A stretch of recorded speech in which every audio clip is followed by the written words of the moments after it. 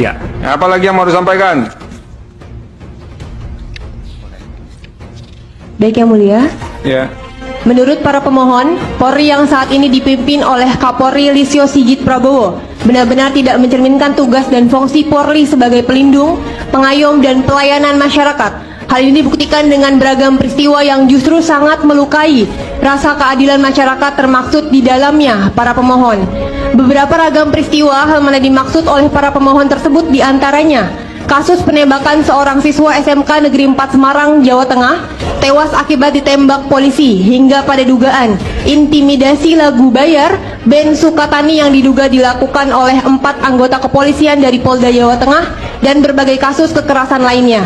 Berdasarkan ragam peristiwa sebagaimana diuraikan oleh para pemohon tersebut menjadi bukti nyata bahwa institusi Polri saat ini benar-benar tidak mencerminkan tugas dan fungsi Polri sebagai pelindung, pengayom, dan pelayanan masyarakat. Peristiwa tersebut tidak lepas dari tanggung jawab Kapolri sebagai pimpinan institusi Polri, yang padahal Kapolri menduduki jabatan yang sangat strategis yang memiliki implikasi besar terhadap pencapaian tujuan negara, yaitu tujuan negara untuk melindungi segenap bangsa Indonesia dan seluruh tumpah darah Indonesia dan untuk memajukan kesejahteraan umum.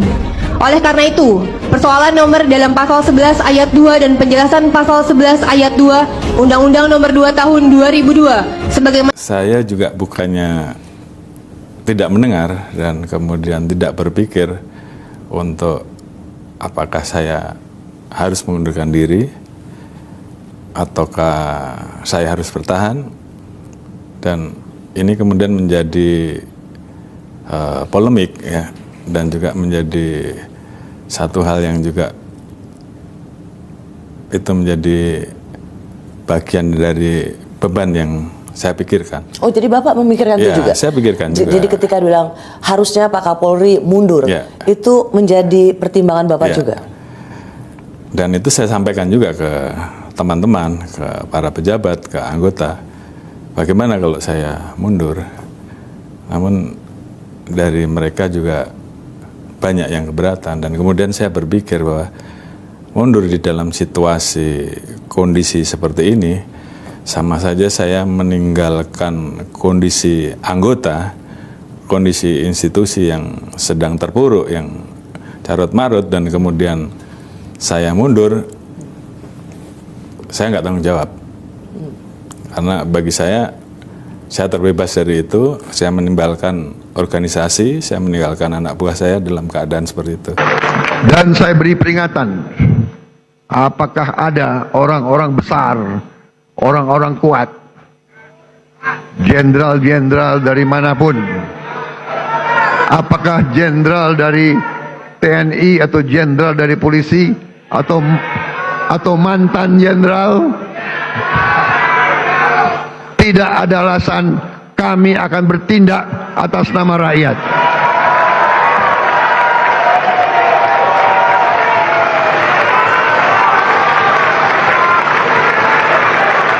Dan sebagai sesama pimpinan partai, saya ingatkan anggota-anggota semua partai, termasuk partai saya Gerindra, cepat-cepat kalau ada terlibat, Anda jadi justice collaborator. Anda laporan aja, karena walaupun kau Gerindra, tidak akan saya lindungi, saudara-saudara. Teman-teman, kembali lagi bersama saya di channel ini. Kita sudah menyaksikan bersama cuplikan video yang sangat menarik dalam kasus ijazah mantan Presiden Joko Widodo. Bahkan teman-teman, penegakan hukum ikut juga menjadi sorotan dari netizen ya dalam kasus ijazah Jokowi ini, disebabkan karena kita lihat kasus ini sepertinya berbelit-belit, sehingga penegakan hukum dalam hal ini selalu menjadi sorotan. Nah, jadi teman-teman, dalam hal ini kenapa sampai penegakan hukum ini menjadi sorotan dalam kasus ijazah Jokowi? Tentu ini berkaitan karena yang menangani kasus polemik perkara ijazah mantan Presiden Joko Widodo, yaitu dalam hal pembuktian ijazah ini di mana saat ini tidak pernah menunjukkan ijazah dan tidak pernah diperlihatkan ijazah itu kepada publik. Sehingga hal ini membuat para netizen teman-teman yang menyoroti bagaimana kinerja atau profesionalitas seorang penegakan hukum dalam menegakkan keadilan. Tentu dalam hal ini ya, kalau penegakan hukumnya tegas atau adil dalam kasus ijazah mantan Presiden Joko Widodo ini, kita melihat bahwa ini tidak sampai bertahun-tahun, bahkan ini sudah berapa tahun ya, masih belum ada kejelasan atau belum ada keputusan dari pengadilan apakah memang ijazah itu asli atau palsu seperti yang dituduhkan oleh para tersangka, yaitu Roy Suryo dan tim dari mereka. Ya, hal ini teman-teman ya diakibatkan karena berbagai drama yang bermunculan yang terjadi, sehingga kita lihat bahwa kasus ini cukup lama dan bahkan banyak sekali drama-drama yang dibangun ya dalam kasus polemik perkara ijazah, sehingga di dalam tahap pembuktian pun ijazah tidak pernah ditujukan dan tidak pernah diperlihatkan. Padahal kita melihat beberapa kali sidang ya yang digelar di PN Solo teman-teman, yaitu dalam sidang Siti Lawsat, namun hal ini tidak pernah dihadirin oleh seorang mantan presiden, yaitu Joko Widodo. Ya, jadi teman-teman, dalam hal ini di bawah ini ada sebuah komentar netizen yang menyatakan polisi bukan yang melindungi kebenaran, tapi polisi melindungi pejabat dan perampok dan mafia. Hal ini teman-teman bahwa kita tahu dan kita melihat bahwa begitu menjadi menjadi perhatian ya penegakan hukum di negara ini, bahwa salah satu dari kasus yang cukup lama bahkan tidak pernah dieksekusi termasuk kasus ijazah mantan presiden, dan begitu juga dengan anak buahnya, maksud saya relawannya, yaitu Sylvester Matutina, di mana Sylvester tersebut teman-teman sudah dihukum ya hukuman penjara satu tahun 5 bulan. Namun hal ini tidak pernah dieksekusi oleh kejaksaan. Jadi di mana sampai saat ini juga masyarakat ya menyatakan bahwa penegakan hukum di negara ini adalah cukup bobrok dan sangat bobrok sekali, diakibatkan karena oknum-oknum aparat penegakan hukum yang tidak mampu menegakkan keadilan dan kebenaran sampai seterang-terangnya. Ya, kemudian bahwa jabatan terlalu lama dan tidak baik, dan lebih baik untuk mengundurkan diri daripada diturunkan oleh rakyat. Sedikit lebih baik mundur, rakyat tidak butuh polisi kaya itu ya, dan presiden yang berhak mecat, copot dan semua pejabat negara yang bukan keputusan.